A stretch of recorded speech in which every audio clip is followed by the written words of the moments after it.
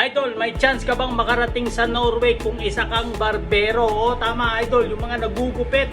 Yes idol, ang isang barbero ay may tuturing na skilled worker dito sa Norway.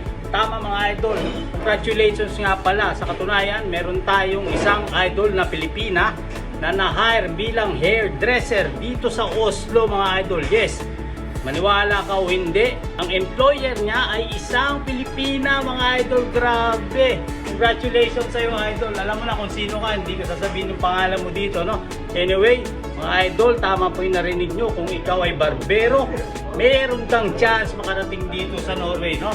Bali si idol nga pala natin ay magpo-process na sila sa UDI. So kinontak niya ako, humingi ng tulong kung paano. Sinabihan ko siya ng mga dapat gawin. Yes, papi.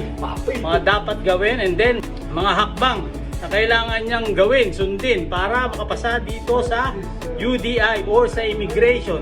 Pagkatapos niya sa immigration or sa UDI, next step niya naman ay sa POEA, direct hire mga idol, or sa Department of Migrant Workers or DMW. Diyan naman mga idol, direct hire. Ang kailangan niyang ayusin na papel dyan. Anyway, congratulations ulit idol. Isang hairdresser may chance sa makarating dito sa Norway.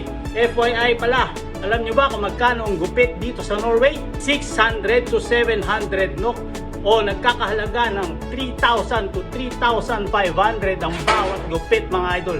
Ganun katindi, ganun kamahal. Kaya idol, kung isa kang barbero, meron kang certificate, may pag-asa kang makarating dito sa Norway. Okay? Kung nga pala ang idol nyo sa Norway, follow for more. Bye-bye!